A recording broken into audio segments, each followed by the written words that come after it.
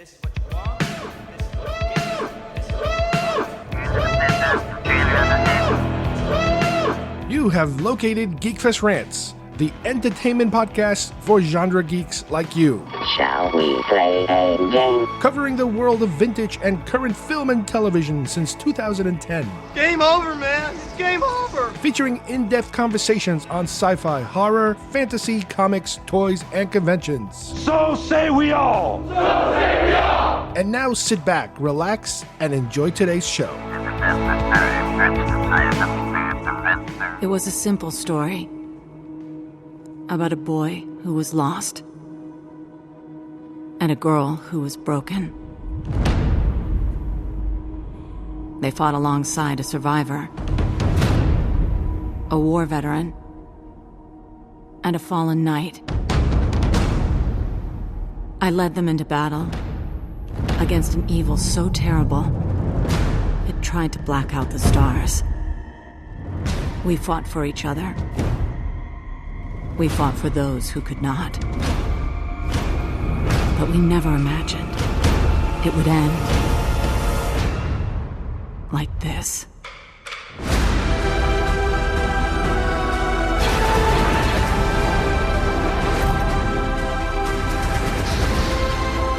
This is a time of difficult choices.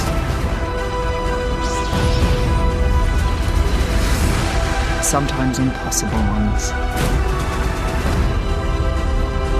As long as we're together, we've got a chance. At least we'll go down fighting. All paths are coming together now. It's time to get to work. We are the balance, Ezra. We were meant to be Jedi so we could be here now. When Lothal needs us most.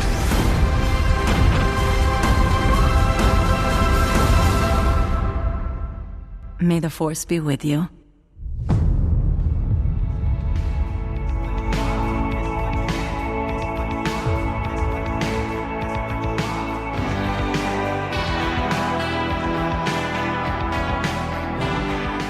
Hi, everybody, and welcome once again to GeekFest Rants. My name is Carlos Perrone, and today we are going to be covering Celebration Orlando 2017. We recently had a chance to go.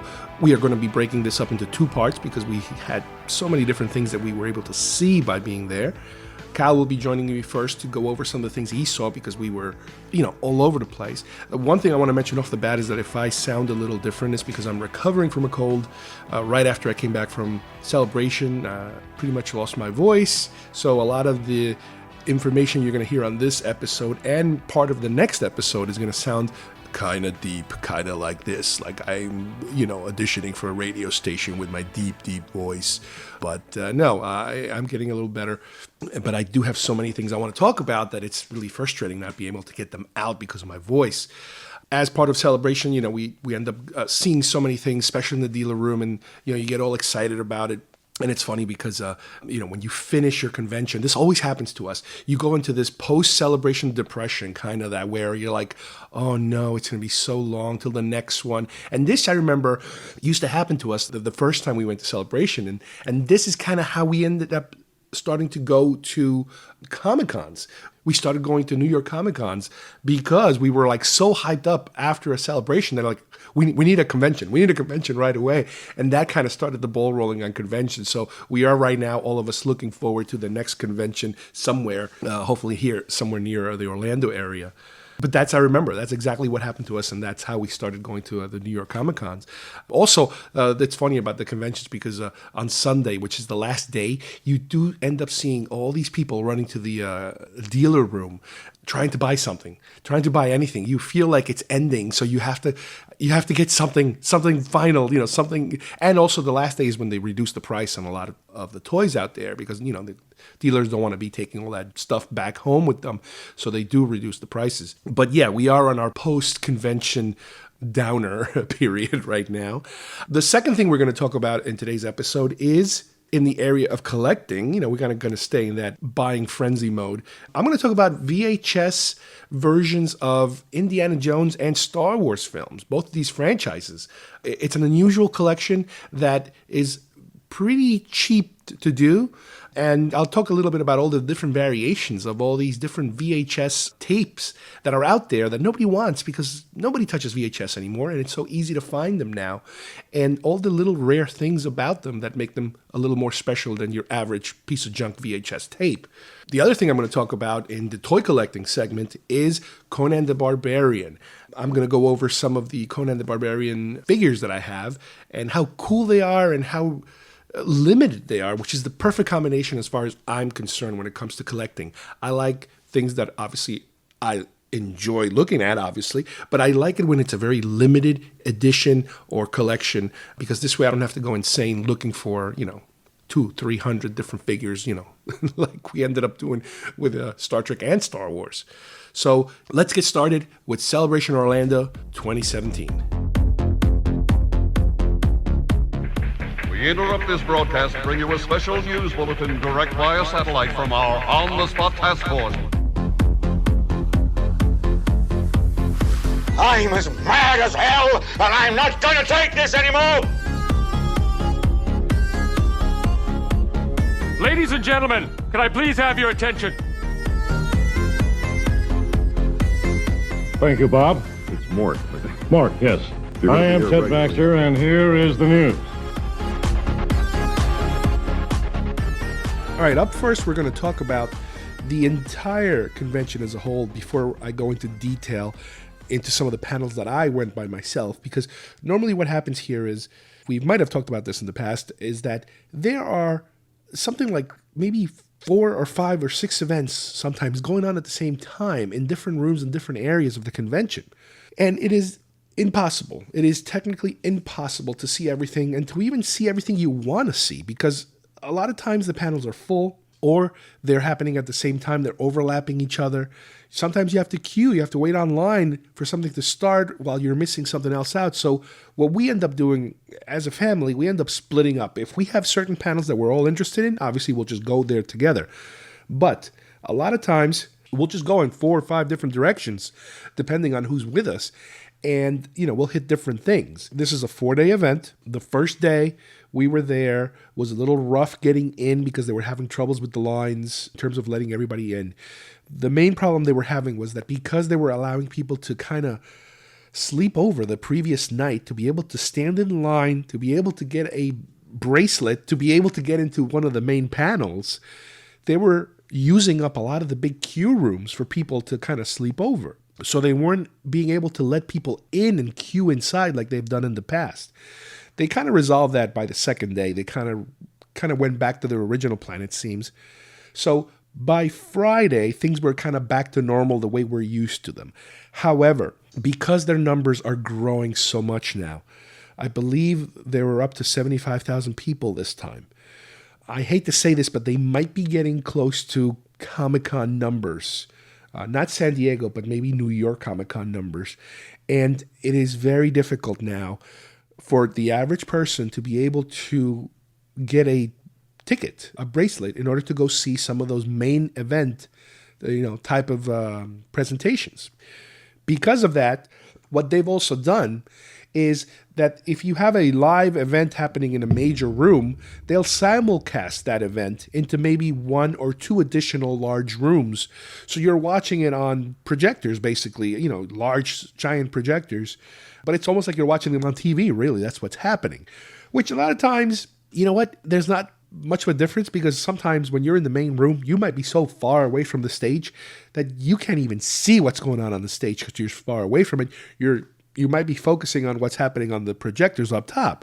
So sometimes I guess it doesn't matter much. The first main event that we could not get into, but Kyle is going to talk about, was the 40th anniversary retrospective of Star Wars. So Kyle, why don't you tell us about how you got to see that? Well, I didn't make it into the actual panel. And also we came in from that line. We were waiting online for 2 hours? And by the time we got in, it was 11:30, and the panel had already started half hour beforehand. So I just went straight to the Star Wars live stage where they do the Star Wars show live for streaming. In the dealer's room. Yeah, in the dealer room. and I watched it there. They had a big screen up and they had speakers, and I watched it there. I just stood up with a bunch of other people and we watched it, and I was pretty surprised with the surprises that they had. Well, tell us, what are the big surprises that normally don't happen? The first big surprise, well, I didn't watch it because I came in after it happened, but George Lucas was on stage for it. And then a little bit after I came in, Harrison Ford showed up. And then a little bit after that, they did a Princess Leia tribute to Carrie Fisher. And then they did, right after the video played, the curtains go up, and then there's John Williams and his orchestra playing, and they do a 16-minute concert, which was pretty cool. That's bizarre because John Williams has never attended these things. No. Harrison Ford was there last time in Anaheim, I think, because he was promoting Force Awakens. Yeah, but this time, I'm surprised he showed up. Yeah, they must have really sweetened his deal somehow, because that's very rare. I got to see a little bit of the conversation between Lucas and Hayden Christensen, I believe. Yeah, I saw a little bit of that too. Because I was watching it on my iPhone while I was waiting for a panel to start. Like, you started texting me, Lucas is here. And I'm like, what? So I grabbed my cell phone and I started, streaming it on my cell phone. So that was... Yeah, he was with... And also, what's his face? Everybody showed up. Billy D showed up, Ian McDermott, everybody. Yeah, At first it was just Peter Ian Mayhew, McDermott and Hayden Christensen. Anthony Daniels. It was basically the main Star Wars classic characters. Yeah, they had basically all of them on stage at the end, basically. So you had everybody except for Carrie Fisher, obviously. Right, but they that's had when everybody. they did the trip. Right. Yeah. What else did you see? We also saw the Dave Filoni, Pablo Hidalgo animation panel, which was basically them discussing the lives of characters within the animated series that were created just for the series. Oh. So they at first they talked about Darth Maul within the animated series. And they discussed his life and death in the series, which they didn't give away anything new, obviously, because he got killed at the end of the last season of Rebels again. Then, which is interesting, when they moved on to Captain Rex, which was next. Yeah, this is weird because I had heard some theories about this before recently. Me too. I've seen some pictures of people saying, "Hey, wouldn't it be cool if this guy ends up being Captain Rex?" Yeah. And you're like, yeah, okay, it's another fanboy theory. Explain to us what the theory is. Well, the theory is that in Return of the Jedi on Endor, there's accompanying Han Solo and Leia on their mission to destroy the bunker. There's a bunch of soldiers with them, and one of them has a big white beard, which is similar to Captain Rex's big white beard. And people have been theorizing that it's Captain Rex. But at the panel, Dave Filoni revealed some new concept art, which basically shows animated Rebels Captain Rex in Endor gear. Yeah, it looks just like Endor. It's slightly different. He has his clone armbands on, but that's the only difference. It's like proto Endor gear. So it's obviously that's Captain Rex in Return of the Jedi. Well, if it is Captain Rex, they're going to have to somehow explain to us why he's still alive. Yeah. Because we know about the accelerated growth and how these clones are dying fast because of the accelerated growth. Well, I think the accelerated growth, it only goes up until they've matured, and then it slows down. Because once they're 30 or something, when they're battle ready, then it slows down a little bit. I have a feeling it's not, because that's how they're able to explain how come we don't see any clones by the time we get to Star Wars. No, the reason why they get rid of the clones is because the Emperor realizes that their individuality makes them obsolete. So he just settles for the jerkiest people who sign up to be stormtroopers. Right. I understand that, but I have a feeling it's also, again, it's another way of explaining. By the time they get there, they would be older. Right, and it's another way of explaining why they're not around. So maybe with Captain Rex, they'll make something so that, he's going to get some mystery serum that will hopefully slow down his aging or something like that. Possibly. I don't think so. But now tell us about the other surprise that we got in that panel. Then they also talked about Cad Bane, who is a bounty hunter from the Clone Wars, who's one of my favorite bounty hunters. I dressed up as him for Halloween, and I love him. He's the greatest. Well, they had some rendered, previs renderings or not fully developed graphical sequence from what would have been a future episode of Clone Wars. Yeah, the footage is similar to, they released I think 6 episodes total of just previs Yeah, you remember seeing Clone those Wars online. Yeah, and those were. And this is kind of like a showdown between Cad Bane and young Boba Fett. Yeah, and young Boba Fett has his armor. Right, but he doesn't have a jetpack, but he has his armor. But Cad Bane brings in other bounty hunters to help him, including Boss. Yeah, Embo and Boss. Yeah. And then there's also one of the droids from this other episode of Clone Wars when they were on like the train. Remember that? Yeah. And it looks almost as if the rest of the group kind of at the last minute backs off and lets them have like a showdown. A showdown just by themselves. Mm-hmm. And tell us what the coolest thing that we saw there was. So they both have 2 guns each, and they have like this like Mexican showdown thing. And then they do the good, the bad, the ugly thing where you go to the close up of the gun and the medium shot and the close up of the eyes. Yeah, there's no music, there's nothing. It's just, because it's a preview. Yeah, it's. And then they both pull out the guns at the same time and shoot each other, and they both fall down.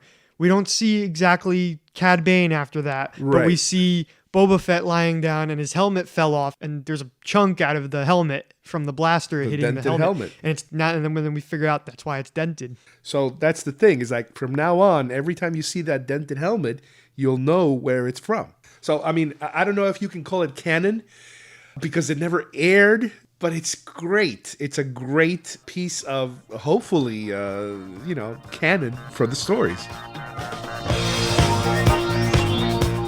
Are you a genre TV, film, sci-fi, horror, fantasy, toy, and convention nerd? Nerds! Nerd! Nerd! Do you enjoy listening to podcasts? It rubs the lotion on its skin or else it gets the hose again.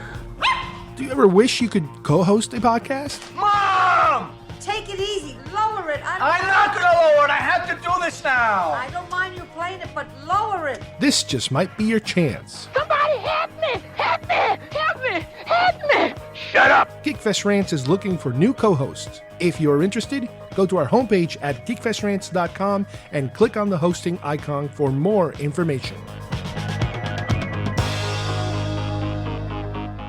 Next, we have Friday. We have the episode 8 panel. Similar scenario for you on that one? Yeah, only this time I got to see the whole thing from the stage this time.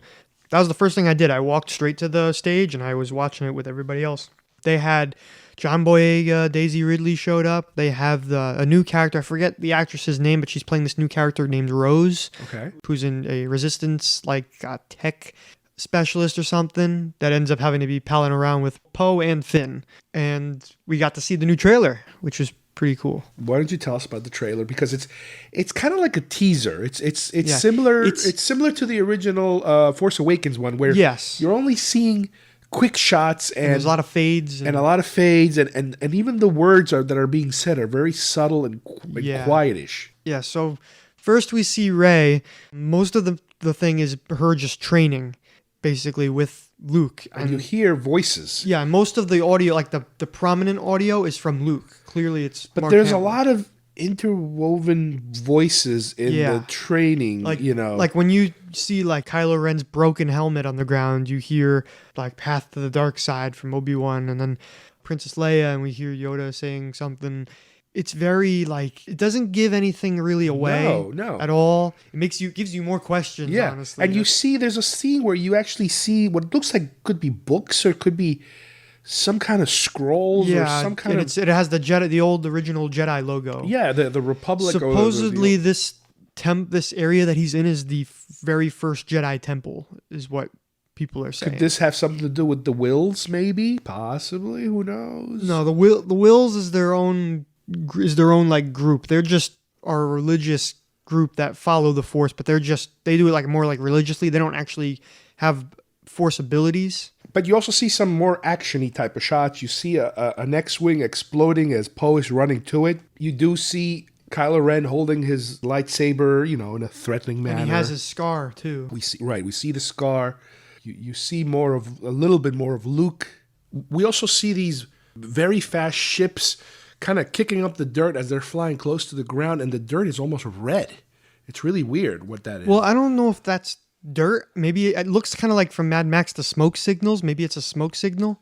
Yeah, I don't know. I don't understand that. And we see Finn in what looks like some kind of medical device. But we know there's some pictures that they showed during the panel of like set pictures. Like he gets out of the pod and he has Poe's jacket on. We also get some space battle scenes where there's a lot of what looks like, I guess they're Alliance ships, quickly. It's so fast ships, that it's really hard to tell. But you said you had a theory about something? Well, it's not a theory, but like for the planet with the little speeders with the kicking up dust, that planet is supposed to be what they're going to do next for Star Tours, for the next segment of Star Tours. That planet. I forget what it was called. It started with a C. I forget what it was called though.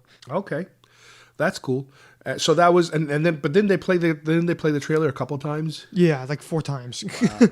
And Ryan Johnson at the panel, he said for the people that slept over for it, he actually went through the whole line and signed autographs for everybody. He was there for 4 hours. Oh my God, that's insane. The next panel I went to, Dad, you weren't here, but it was the music of Rogue One, which was a really interesting panel. David Collins was basically, he had a little keyboard set up, and he also had footage from Rogue One, just like he'd find specific scenes and he'd play the music. And there's a specific melody that basically the entire film is built on. He basically kind of showed you where it was everywhere. It was really interesting. But it was a small panel, nothing mind-blowing, but it was pretty cool.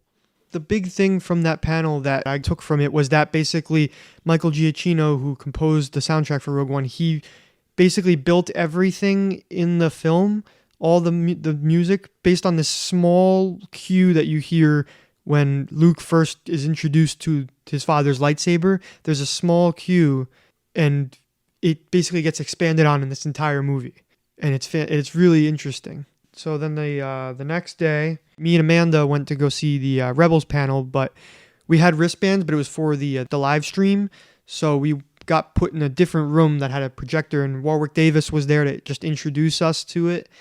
And then he left as the lights kind of dimmed a little bit, and we watched the stream.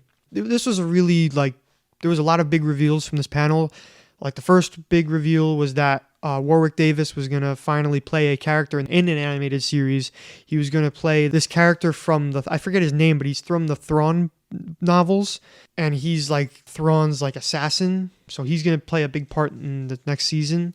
And then they also, right after, they revealed that Season 4 was going to be the last season of Star Wars Rebels. Yeah, that's kind of weird. Yeah, well, here's the thing. Immediately when I heard Season 4 was going to be the last season, I was thinking of literally every other show they have on Disney XD, because nothing except the only show that's lasted more than 4 seasons on Disney XD was Phineas and Ferb. And that was 5 seasons. For some reason, it's part of their marketing system or whatever. It's 4 seasons, and then they just had the Amazing Spider-Man show that they had on there. Yeah. They just ended it after 4 seasons, and now they're starting another Spider-Man series. They literally announced it as when they ended Spider-Man, they announced another series with it's a different animation style. It's the same voice actor, but it's like rebooted. Well, I don't understand how that works, because again, this is Disney, and I don't know if they think every 4 years the kids get bored, so they have to come up with something different. I don't understand. I mean, this is the well, you know what? It might be this, because in the past you had movies, and a long time would pass between movies, so people would have to chew on something else, and something else to chew on would be some kind of animated or TV show. Rebels was what we had to chew on before Force Awakens came out. Right, but before that we had Clone Wars for a pretty long... Between Episode 3 and Force Awakens, we had a lot of Clone Wars in between. Yeah, we had 5 seasons of Clone Wars. But... 6, really, if you think about it.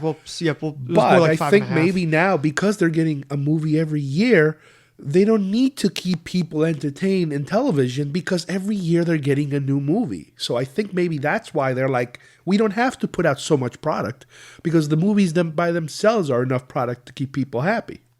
Which I understand that from a business perspective, but I don't like that from a commitment perspective from the fans that get to know these characters and get attached to these characters. And even with Clone Wars, we had certain characters that we really got attached to. Your Ahsokas, your Captain Rexes, all these characters that managed to find their way into Rebels. And the fans love that, the fact that, we were able to bring some of these characters, and now they're just going to kind of drop them all. And, we might not see anything having to do with them again. Now, I understand that they do have a new series already in the works called Forces of Destiny, and it's supposed to be a girl-themed Star Wars kind of micro series. Yeah, they're all like, they're doing Rey, Jin, Sabine, and Ahsoka. They're doing like 4, like I think it's like 15-minute like episode things, like one for each character, and then they're gonna do a special on like Disney Channel or something, like a 1-hour special, which is just all those 4 things combined in a row. Where is it supposed to air? Is this XD? Disney Channel or Disney XD, something like that. Disney, obviously. That's a little disappointing because all 4 of the actors are coming back for it, like just to like the voice. Yeah. But it's still like they're just. I'm really disappointed that they're ending Rebels because I'm really like more and more getting attached to these characters now. And like, here's the good thing though about it is that Dave Filoni clearly knows this is going to be the last season, because with Clone Wars, it was like on hiatus and it just got axed. Right. And they already started producing future episodes that ended up like half finished and stuff like that. It seems like Dave Filoni knew this was going to be the last season a little bit more ahead of time. Yeah. I don't get the feeling that but it definitely wasn't his decision. Yeah.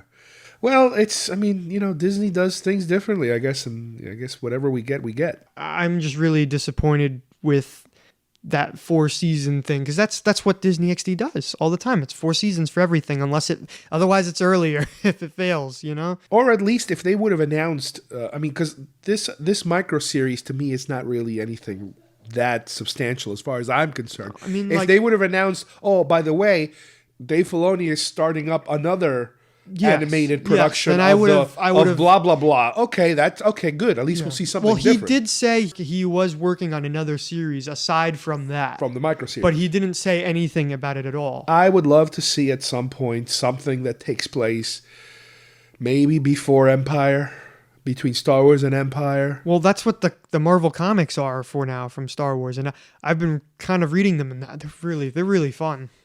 What else did you see? So after the Rebels panel, I was basically just walking around the dealer room, and then I walked past the stage again, and they were showing the Battlefront panel, which I forgot about, but because they ran out of wristbands pretty fast. And then I'm just like forgot about it. I'm like, oh, forget it. I'm gonna go. But I'm walking past it, and I'm like, wait a minute, that's artwork for Camino. And then I'm looking at the rest of the panel.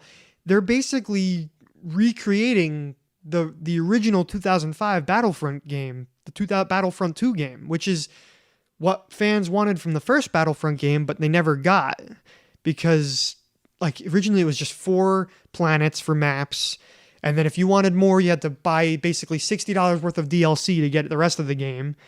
And I didn't get the DLC because honestly, I was just kind of infuriated with the amount of content we got, but the quality of it was fantastic. I loved it. I just wished it was applied to the same format that the original Battlefront games were.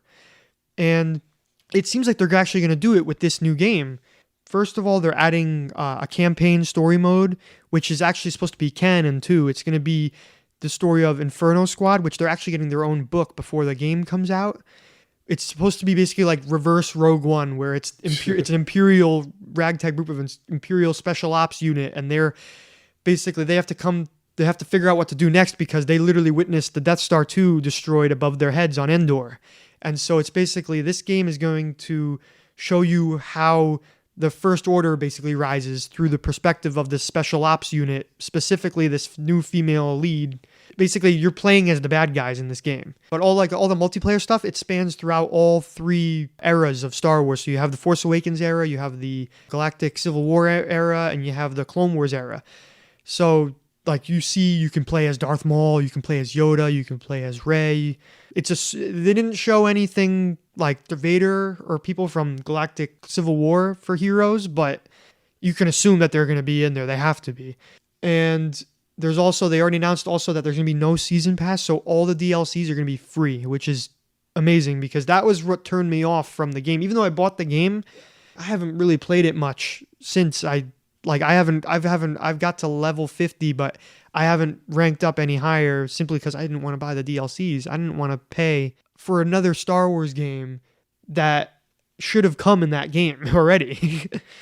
But luckily, this game is going to be free DLC, so they're always going to be adding on to it for a while, hopefully. And I definitely want to pre-order the game too, because it's going to give me early access to the episode 8 stuff that they're going to release for the game. And I'm very, very pleased with what I see, and I hope that it's actually going to be what I think it's going to be, which is basically a reproduction of the second Battlefront game from 2005. And then that night, it was Saturday, I went to the 501st Bash, the showdown at Tatooine, which is really cool because when you go in there, that's the hotel, you walk past all these giant balloon inflatable banthas and dewbacks, and then you go inside the main warehouse room, and there's Twi'lek dancers dancing on the ceiling. There's tons of people. Most of them are in costume. There's all the bars area set up. They're meant to look like the cantina. There's also you could see Luke's home in the corner. They built a little replica of Luke's home. You see Aunt Beru and Uncle Owen skeletons over there. There's, oh my God. And Weird Al Yankovic did a 45-minute concert, and they were just throwing away giveaway stuff everywhere off the stage. They were throwing patches and coins and stuff. Oh, and I was up till it was 2 a.m. I had a blast. It was definitely one of the very memorable things. And also, since I'm planning on joining the 501st, and I'm currently waiting for my armor to arrive, my armor kit, so I can build it and I can join, and I can probably help build one of these parties or something one day. So.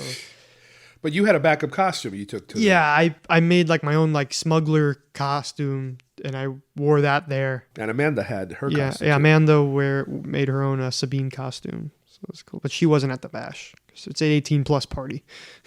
So what did you do next?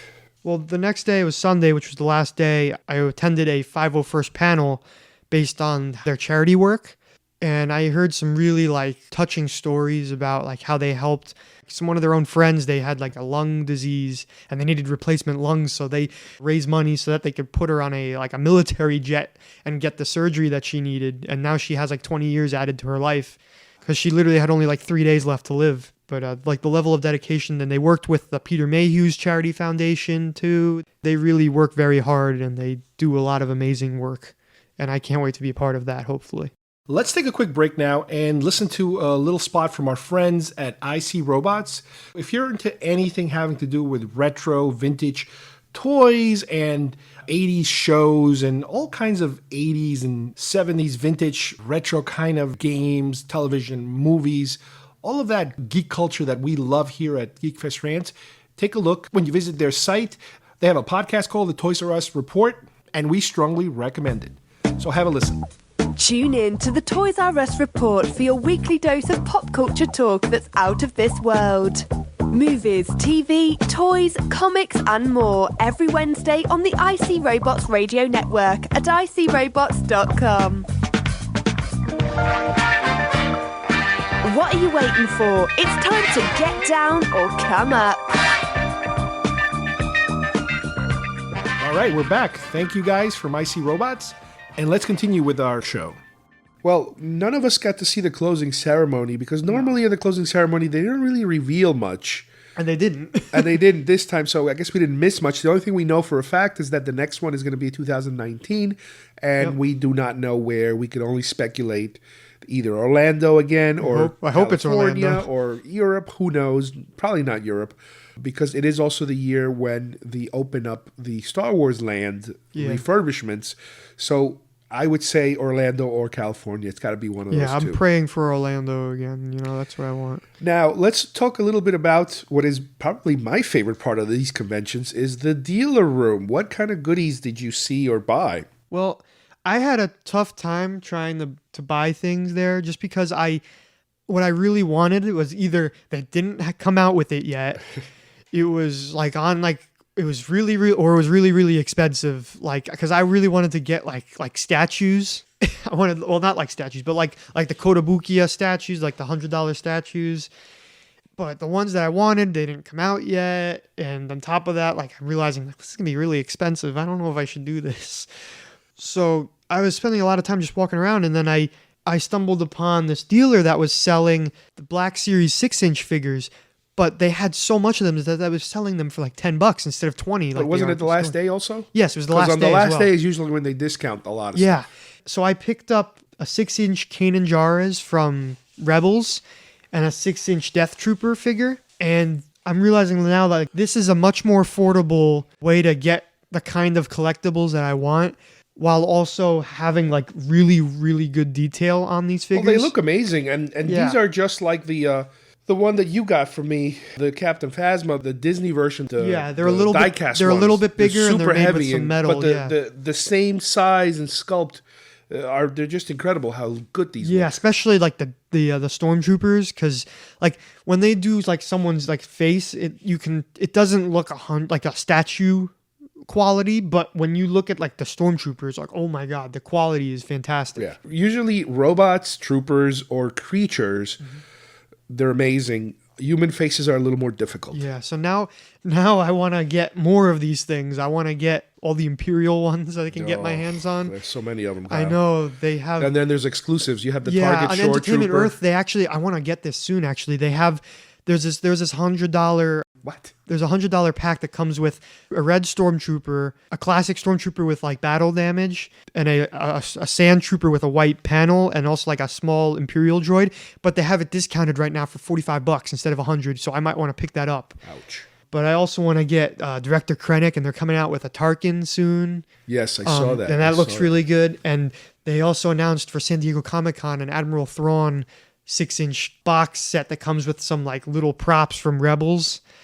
And they also announced, and I really want to get that, but it's San Diego exclusive. And if I want to buy it online, it's going to be like at least $100, even though it's $50 to begin with. Yeah. But also they announced a 6-inch Commander Gree, I think I think it's a Target exclusive, which I might want to pick that up just because I love Commander Gree. And also they had the Sabine 6-inch should have come out, I think, already now, but it's coming out really slowly because I see on eBay people have already selling it. So I want to pick that up because I want to complete like my Rebels collection. What else did you pick up? That was it. You just did the figures. Okay. Yeah, that's it. Because I wanted to buy some really expensive stuff, but I was like, well, I didn't get to attend, but I was able to see online a lot of the Hasbro related, I guess, announcements. Yeah, they also announced a Hera 6-inch from Rebels, but they didn't show any pictures. The other thing they announced was they're going back to the vintage line, the vintage looking line. Yes, which is basically the vintage card with the modern figure in it. They haven't done those in a little bit. Yeah, I want to pick up the Stormtrooper one that they're gonna do for that line. So those are kind of neat, if you want the vintage look. But I really didn't see anything new that I hadn't seen before in Toy Fair. Toy Fair, I think they basically repeated a lot of the same stuff. Yeah, I remember from Toy they Fair. showed on display some of that stuff from Toy Fair. They showed, I want to get those the 6-inch dioramas that they have, the little like platforms. They have that one with Vader and the Tantive 4 hallway. I want to get that one. The thing that really impressed me, which I hadn't seen before, maybe this was the exclusive thing they announced here, was the 6-inch land speeder. Oh yeah, they also showed Rey's speeder too. Yeah, well, Luke's land speeder is so cool because it opens up so many compartments and you could see like the engine and the inside of it and stuff like that. I might actually consider maybe getting that when it comes out. I don't know if it comes with they did have a Luke on it. Yeah, I think it comes with the figure. And it's a Poncho Luke. Yeah. So it would be great if it came with him because if it's a Poncho Luke, then they have to come with it because they never released a Poncho Luke. Isn't Poncho Luke the one that's out now from part of the 40th anniversary or no? No, I think it's just regular Luke. Okay, well that'd be great if it comes, because usually if it's a ship or a vehicle, it comes with a figure, so it would make sense to put Luke in it, obviously. So that is probably the only thing that I would consider getting. Yeah, the dioramas also come with one figure too. They like the Hoth one comes with Luke and pilot gear. The Tantive 4 one comes with Vader. Yeah, the other thing I got, because I collect patches, I was able to go to Rancho Obi-Wan, which is another location we went to see all the Sand Suite displays, and I was able to grab a couple of patches from there. And this year, the theme seems to be Princess Leia related. A lot of patches having to do with Princess Leia and R2 because both those actors had passed away. So I picked up a few there. On the actual floor, I did pick up from the Disney store the R3DO, which is basically a protocol droid, all red. It's just, it's the Disney card, which is only for Disney exclusive figures. And I really love the look of the red C-3PO type of protocol droid. That's going to look really cool. That's from the new line that they're doing where they're the droid builders for protocol droids. Right, because they're switching gears now. They're going from the Astromechs to the protocols. And because my focus for a while now has been vintage, I was able to find a couple of things I was looking for. One of them is I know this is ridiculous, the Force Pike from the Emperor's Royal Guard vintage pike. A lot cheaper than what eBay is asking for. And a couple of the restraining, I don't know what you can call these, black shoulder chest plates from the Imperial Transport, from the original Imperial Transport. So I have 2 of those I was able to pick up. Are you going to put them on your... Yeah, I'm going to put them on some of those Stormtroopers over there. And one of my favorite toy finds that I have here is... Now, let's keep in mind, this isn't in excellent shape. I found a vintage Man, but he's missing one arm. So it cost me way less than what a real one would have cost me. And for my purposes, I will display him with a modern Man arm that I'm going to attach to it until somewhere in the forums or in Facebook and all those groups I belong to, somebody is selling a right arm, because sometimes people are selling parts. And if I can find that part, I will then attach it, and he'll have my complete Man. So this is, I kind of, it's a mixed blessing, if you will, because there's still so many, not a lot, but there's still so many figures that I'm looking for. And to get them in little bits and pieces, and in this case, literally pieces, it's interesting how it continues this way. I also was able to find a couple of books, some vintagey books that I got for like $2-3 a pop, including an original Star Wars paperback size hardcover that I have never seen before. Usually you got your hardcover and you have your paperbacks. Well, this is a paperback hardcover or maybe a hardcover paperback size, which is, again, I hadn't seen it before. And I did buy a book about the original design of the Star Wars cards called A New Proof, which I will talk about later in the panels that I discuss later on in the show. So overall, I had a great time. I can't wait now to be able to stream, through my phone, most likely directly to my Apple TV, all the panels that they aired on Verizon. I forget what it's called. It's Verizon something. Yeah. They always sponsor the live stream of all the 4 days worth of events. Obviously, you don't get all the events, but you get the main events, and sometimes they block out exclusive content. But in this case, the trailer was aired on the spot, and then it went online 5 minutes later. So I can't wait to be able to then start streaming all that material. But it is a lot, because usually I think they do something like maybe 6 or 7 hours a day of streaming. Yeah, each day it's like 6 or 7 hours. And we have hours. 4 days worth of that. And then there's exclusive interviews that are not part of that. They're only for a stream. So that's going to be part 2. That's what I did last year when obviously I couldn't go to Anaheim.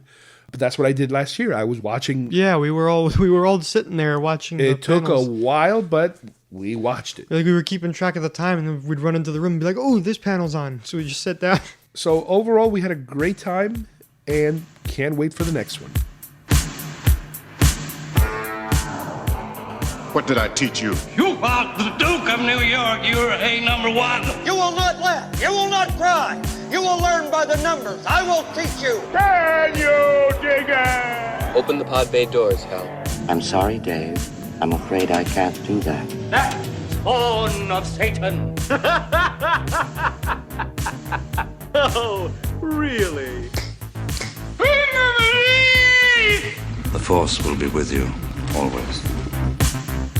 On the collectible side, I'd like to take a look today at something that is a little bit of an unusual collection that I've been gathering through the years now.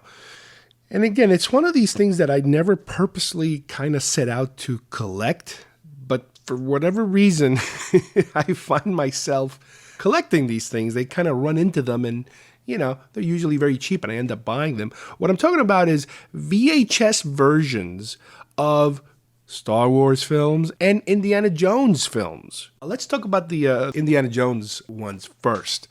Obviously, I have not watched most of these films in VHS form in a very long time.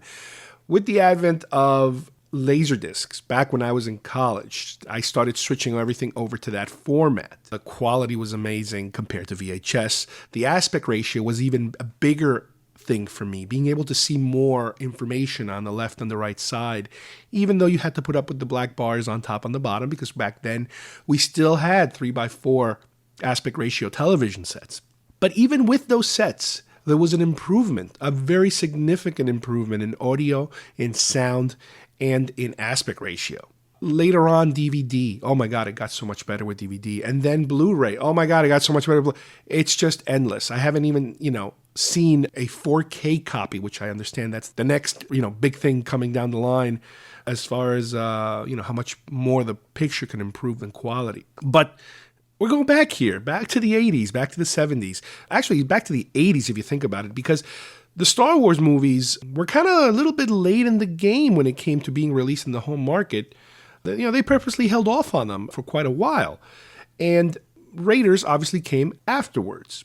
And, Raiders also came out, in the home video format. Now, some of these films also came out in other formats that I never even had a chance to try out. Some of them, I believe, might have came out in beta or before Laserdisc. There was also the disc player format, which was it was kind of like the size of a Laserdisc, but it was more like a gigantic floppy disk. You would insert the disc and its casing into the machine, and somehow it would open up in there and reveal the data.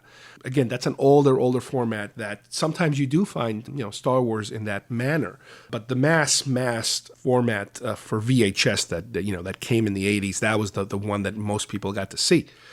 But anyway, with Raiders of the Lost Ark, it's an interesting thing nowadays because, I don't actively go looking for them. I kind of run into them every now and then. A lot of times, either at Goodwill or at a library where they're getting rid of stuff like that.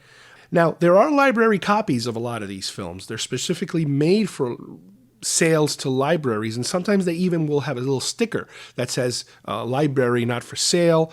The packaging will be different. Obviously, when in libraries back when we used to be able to take out VHS films, they would have them in a special case. Most of the VHS cases you see nowadays, the leftover stock, it comes in a cardboard sleeve. You just slide the movie into it.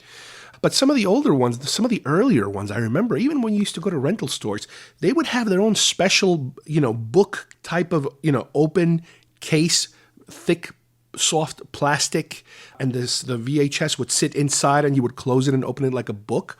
Well, those are some of the ones that the real collectors are, sought after because it's a little rarer. So I would suggest if you're into this crazy kind of thing, keep your eye out for those types of packaging. The more rare packaging are the ones with, they have that soft plastic kind.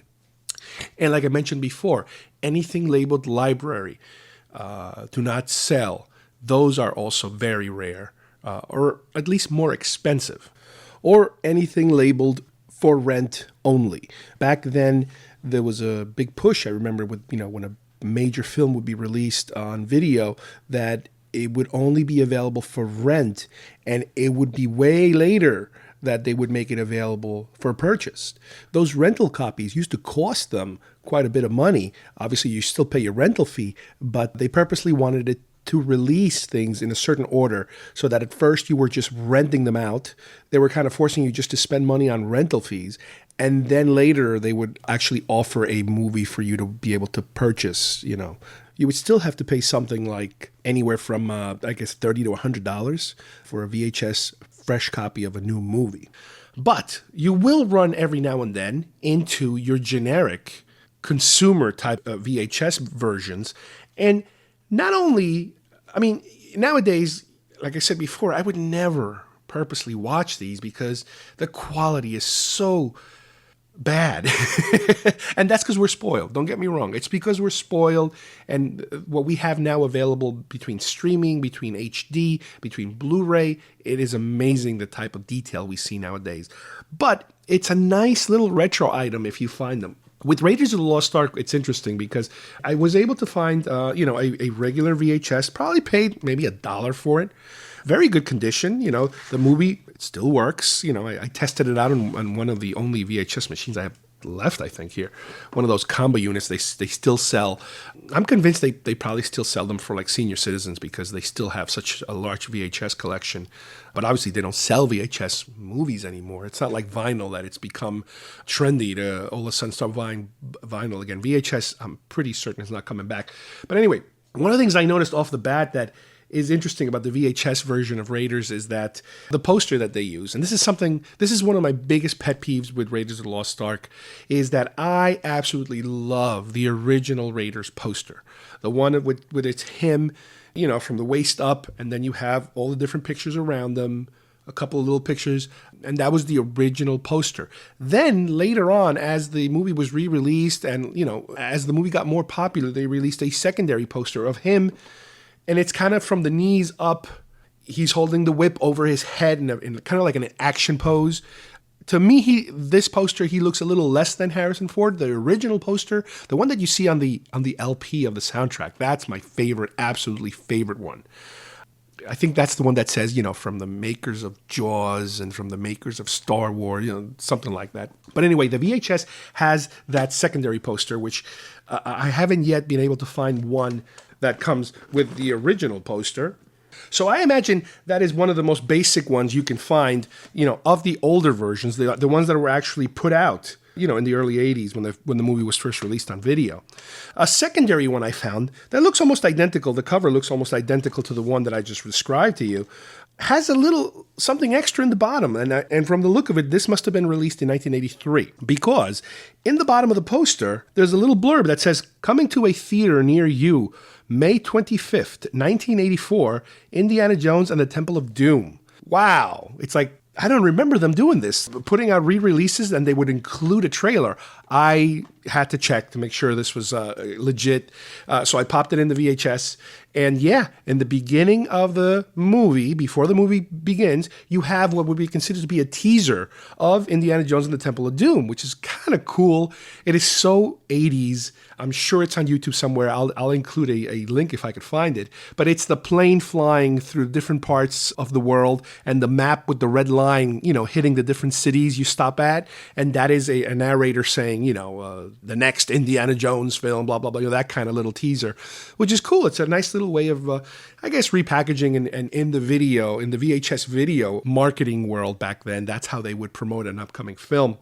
Nowadays, the majority of the Raiders of the Lost Ark copies, at least of VHS ones, and I think this is also starting to happen, or had started to happen, not only on paperbacks, but maybe even on DVD and Blu-ray and other stuff, is that they kind of rebranded that film to be called Indiana Jones and the Raiders of the Lost Ark, because they wanted to kind of keep it all as in one marketable family name.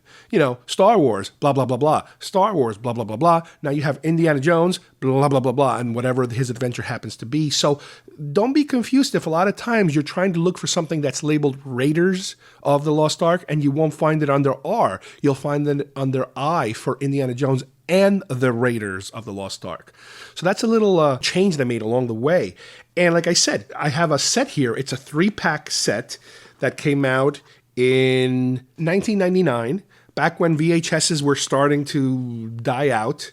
And it has all 3 movies, and they all start with Indiana Jones. Obviously, Indiana Jones and the Last Crusade. That was the legitimate name for it. Indiana Jones, the Temple of Doom. Indiana Jones and the Raiders of the Lost Ark, like I mentioned earlier. So you do have those differences sometimes.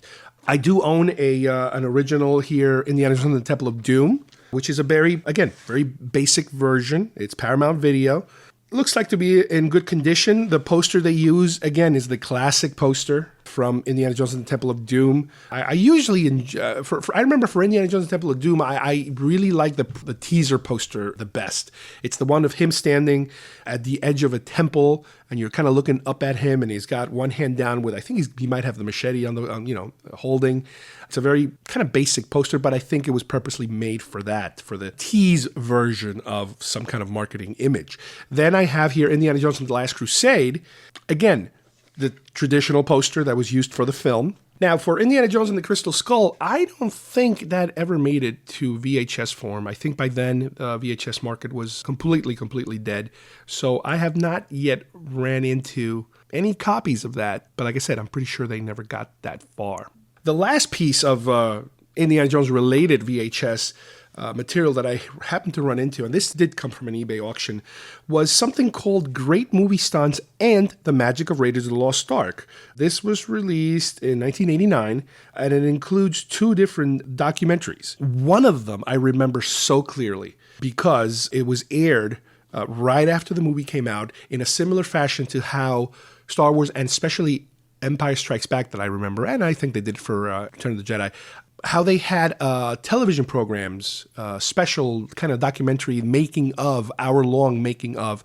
I believe CBS was the one that used to run them. Right after the movie had come out. And I remember back then, just like in Empire Strikes Back, where I had cassette recorded the audio off of my TV, so I could play it over and over again. Back then I didn't have a VCR at that point, but I was recording everything on cassette. That's there's an old story I mentioned before of how I snuck a cassette recorder into Empire Strikes Back so I could record it and then listen to it at home. Anyway, they had aired a making of Raiders, and I had done the same thing. I had recorded it on cassette so I could listen to it over and over. Well, this is a VHS version, not only of that, but this other documentary that had aired before, which is really cool. Again, I had never seen it before. I never knew that they had marketed, and actually put it up for sale somewhere. The one I have, the video is in good shape. The cover, the sleeve, it's in a little bit of rough shape. But, it's a great little find to have. And, I'm always looking out for, if all of a sudden something appears that catches my eye having to do with these 2 great franchises, especially the vintage stuff. I love the vintage stuff. On the Star Wars side, like I said earlier, you had a certain amount of time that came out before these movies started coming out, in some kind of regular frequency. And it was a big deal when they came out. They kind of took their time. I remember there were bootlegs floating around here or there of some of the movies, but before VHS, you only had Super 8 film or 8mm film. You had those video discs I mentioned earlier that were very rare because nobody really owned those things. They were really a super high-end market for those things. But when the VHS started coming out, same as I mentioned earlier, you had to go find, those library copies are hard to find. They're your regular standard copies. You do find them every now and then. They're usually the CBS Fox video versions. You got to look in the back to see what year they have stamped on them because they re-release these like crazy. I do have a set here that I've got a very long time ago. I remember even back when I was part of the Columbia House Video Club. I was part of the Columbia House, I think they had a Laserdisc club, and before that it was a VHS club, and I do remember getting them, but I do also remember getting them originally when I ordered them through the fan club. I think Star Wars I ordered through the fan club the first time around because it was a big deal. And one of the best things about these Star Wars films, and why certain collectors are really looking out for those original releases, is because still up to this day, they have not released an original version, an unaltered version. You have to remember that Star Wars was altered practically, days after the movie came out. They already started messing with it. Even before the special editions came out, as different editions of the film was being re-released in theaters, they would tweak certain things here or there. Even when they put it on Laserdisc, they tweaked it just a little bit, not as massively as a special edition. But off the bat, the New Hope subtitle, to Star Wars, again, to kind of brand it as a franchisee type of thing. The same thing I mentioned about Raiders of the Lost Ark, how they then kind of changed the name to Indiana Jones and the Raiders.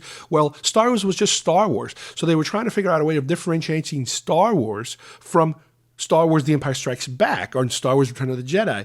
So what they did is they created George Lucas created a secondary title for Star Wars called A New Hope. So as the movie gets re-released, a year later or so, they added to the crawl A New Hope.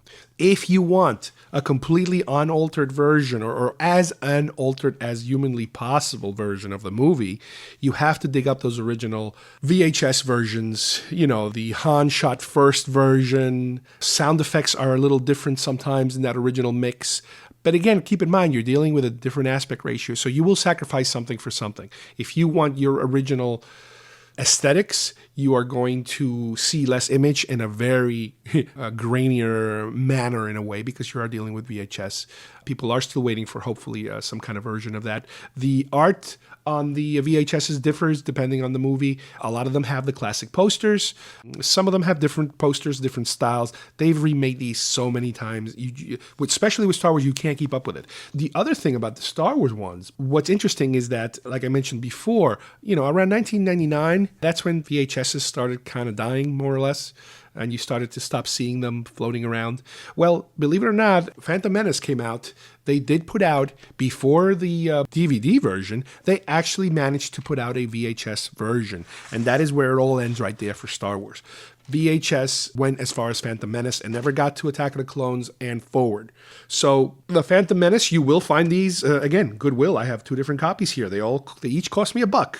Some of them are even sealed in plastic. They've never been opened before. But it is interesting that that sort of thing was still around back then. And like I mentioned before, the thing you have to keep in mind is that for a lot of these VHS movies, they are pan and scan. The old format of, trying to get to the top and bottom of a 3x4 picture is that you will sacrifice your sides. And by sacrificing the sides, the camera sometimes has to be digitally moved to the left and digitally moved to the right to keep up with whatever action is taking place. These are great little collections. I know there's also a VHS version of the making of Star Wars, and I'm sure there's probably a VHS version of the making of Empire Strikes Back somewhere. Haven't gotten those yet. But it's one of those things that if it ever pops up, I'll grab it, especially for $1. I mean, where else can you get, vintage, what would be considered vintage genre material for something like Star Wars and Raiders of the Lost Ark? For $1, it's a great bargain. If you ever see anything labeled library copy, do not sell, grab it, because that is one of those hard to find types when it comes to these type of films. You can collect them all. You are a toy! Batteries not included. Get those wonderful toys. Details on specially marked packages at participating stores. Is that the $6 Million Man's boss? It's Oscar Goldman. Why do you have that? That's worth a lot of money. That's much more valuable than Steve Austin. Action figures each sold separately. Hi, I'm Chucky, and I'm your friend to the end. Some assembly required. All your favorite Star Wars heroes and villains. I have 3 of each. 1 to display, 1 to open, and 1 just in case.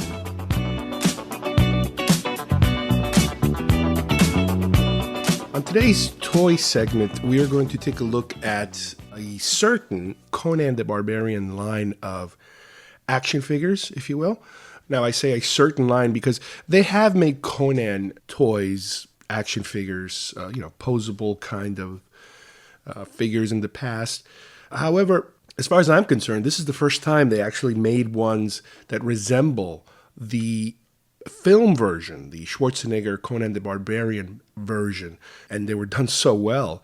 This is a line from quite a while ago, almost 10 years ago. I think it was around 2008 or something, when they started putting them out, and they come from NECA, N-E-C-A, a company that's, if you're used to the McFarlane look, back when the McFarlane look was something that was going crazy everywhere. Everybody had their own version of the McFarlanes. This particular company started putting out these waves of very, very gorgeous looking figures based on Conan the Barbarian. Now, they came out in 3 different series, and they kind of stopped at that point. Let me just first tell you what they were. You have your Conan from Thulsa Doom's Attack, where he's painted in the camouflage, and he's got that stance. Now, keep in mind, a lot of these are kind of non-posable. The arms really don't move. The legs don't move. The only articulation seems to be centered just around the head. And it would appear to be maybe it's just for packaging purposes. But also you have a little bit of wrist articulation and kind of foot articulation, so you can pose them and balance them better and be able to move the whatever weapons they're holding in a different direction. So that's about it as far as articulation goes. But there are certain poses in the film that are very kind of iconic, and you can always see them when you see like a still picture of the movie. Well, this is the one where he's holding the sword on the right hand kind of behind him, and with his left hand, he's kind of pointing forward, with his hand stretched out. Again, it is one of those poses. The figure comes with a pretty intricate base that you attach the figure to the base, and it's the steps of the temple, and they're covered in green ooze, which is from, if you remember, it was the bowl, the giant soup bowl made of people or whatever the heck it was that was in there. It was really disgusting. There's a head in there too. And there's also the side of a railing of part of that temple. It's by far the best of all of them, of the figures that they put out. I just absolutely love that look, that painted look. My only complaint would be maybe they should have gone a little more white with the skin tone, because it is skin tone with black makeup. But in the movie, he was doing, I think, a combination of black and white makeup, which was supposed to be the camouflage, I guess, theory of the time, to be able to kind of blend at night. You have black and white. Now, they also put out a version of this figure, which is exactly like it, except it is painted to look like bronze. It's like a brownish kind of color to it, with a lot of green accents and silver accents in the folds to kind of represent, like a bronze statue, being hit by time and the elements and that sort of thing, reacting to it. That's one I never got, because I really didn't want a repaint of the same figure unless it's considerably different. Plus, it's a statue, plus it's not in the movie. In other words, if the movie had a scene of him being displayed as a statue, then it would make sense to me, but it didn't. So that's kind of how I decided, why not to buy that particular figure.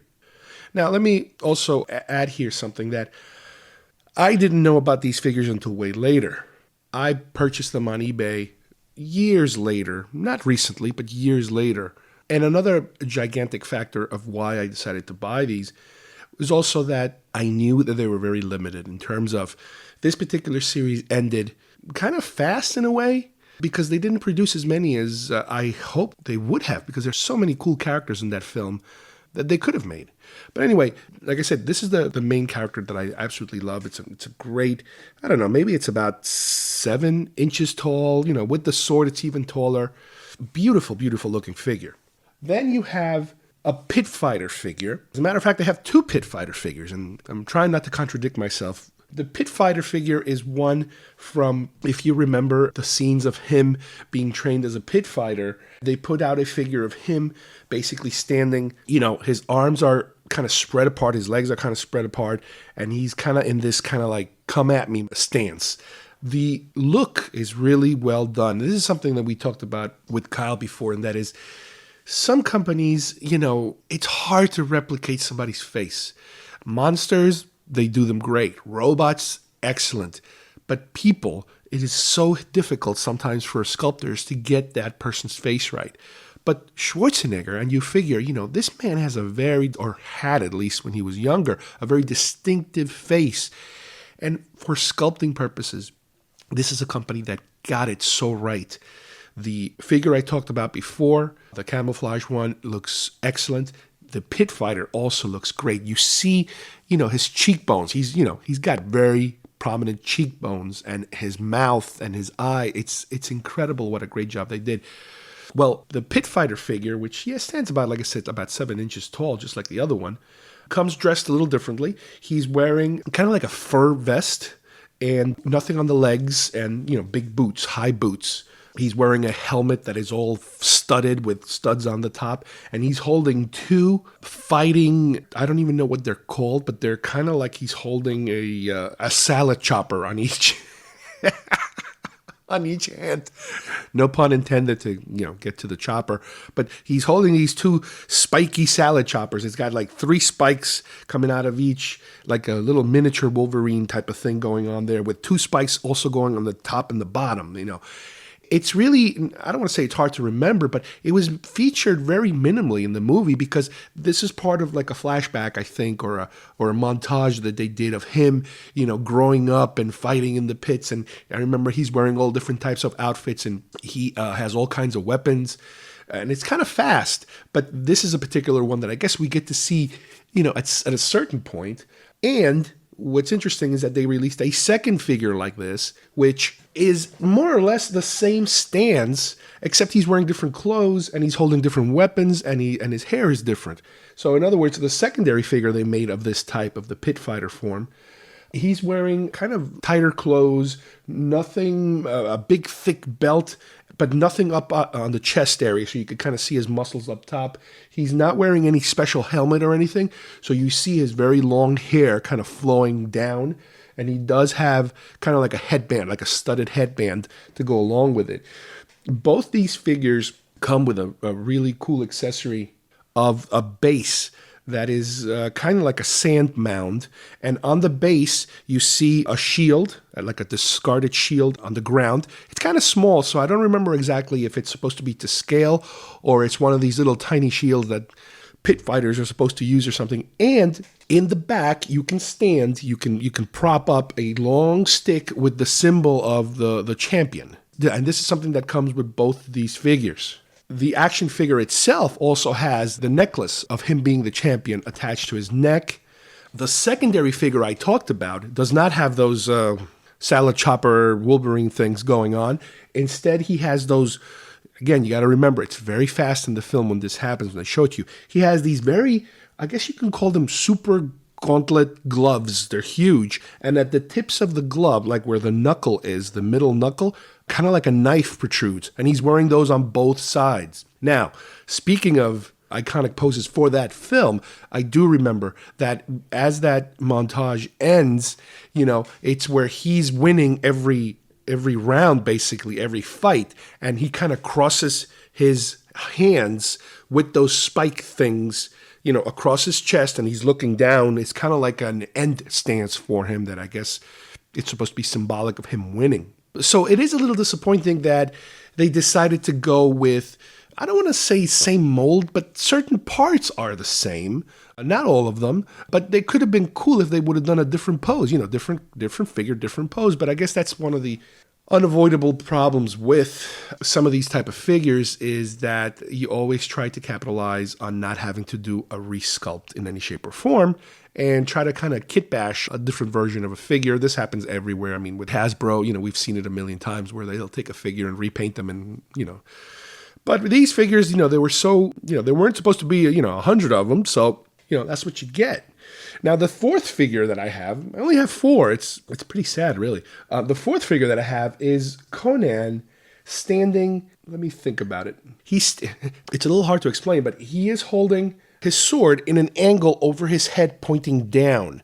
And you could kind of say it is somewhat of an iconic look to it. His hips are already twisted, again, but no articulation. You can't really twist them any more than they are. The only thing you can do is just attach the sword to where it's supposed to go. And the outfit he's wearing is when they infiltrate the Temple of the Snake, I guess it was. I don't remember what it was called, but it was where he has to fight the giant snake.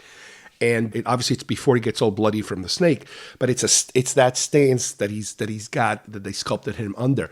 Now, what's a little unusual about this particular figure is that it does not come with a base at all. So it's kind of odd that, they started this line where they had these cool bases, very elaborate ones with the first one that I mentioned, and now they don't include a base at all. The stone one that I mentioned earlier, the statue-looking one, that one even came with a different base because obviously he's not in the temple, in that big, the orgy scene temple.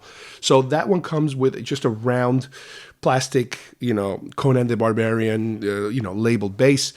But this one came with nothing. So what I ended up doing is I ended up finding an old Pirates of the Caribbean action figure base that I had, which had a lot of gold pieces and gold goblets and a skull here or there.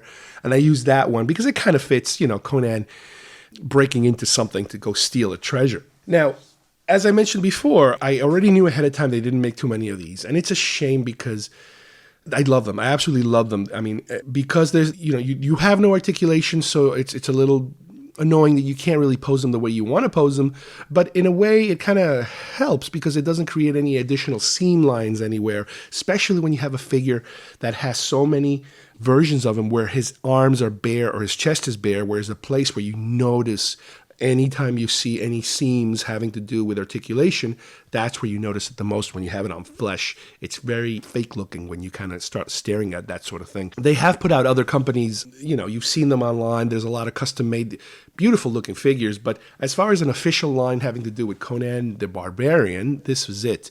I think they completely missed the mark when it comes to making more.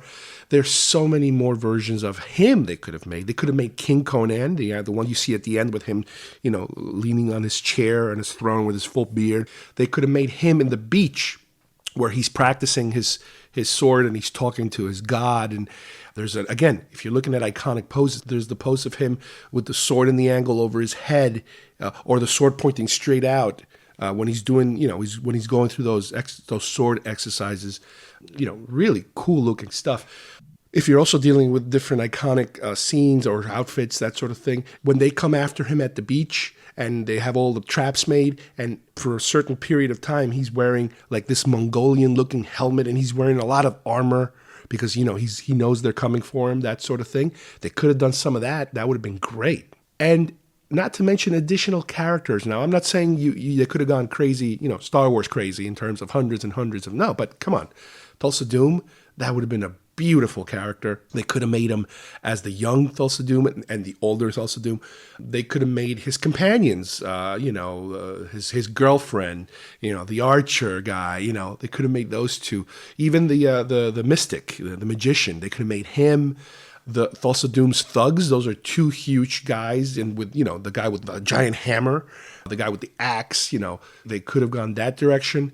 Thulsa Doom's soldiers, you know, the typical soldiers that he would be fighting, not only the soldier ones, the ones that have somewhat of a uniform, but the other guys that are like, they look like wrestlers, but then they looks like they're wearing a wrestler mask or something. They're really weird looking guys.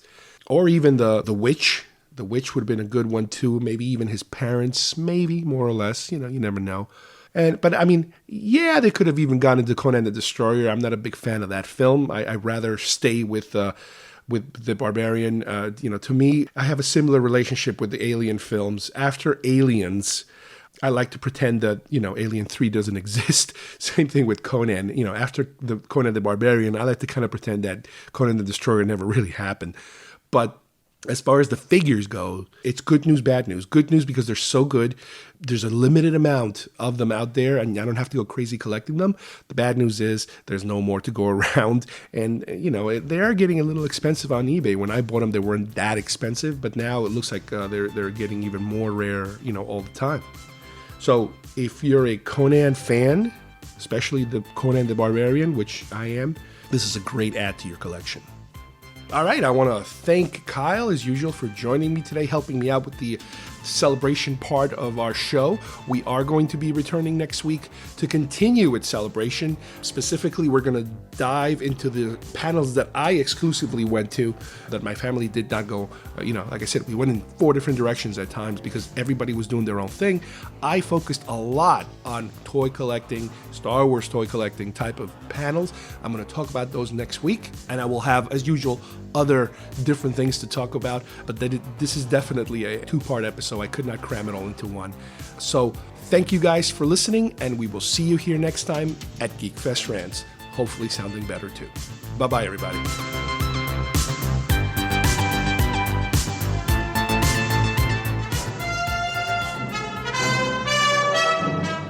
Steven Spielberg, George Lucas, and Harrison Ford as Indiana Jones are on location in San Francisco, Hong Kong, Macau, Sri Lanka in the Indian Ocean, and in London, filming the greatest adventure of all time, Indiana Jones and the Temple of Doom. Trust me.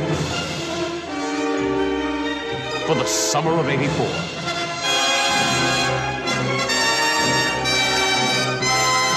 From Paramount Pictures.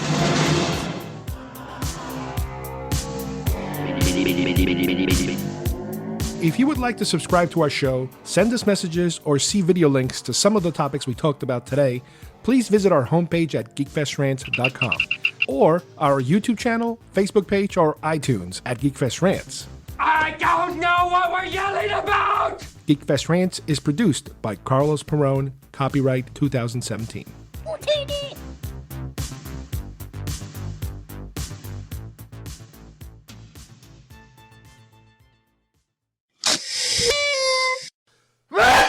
Bless you.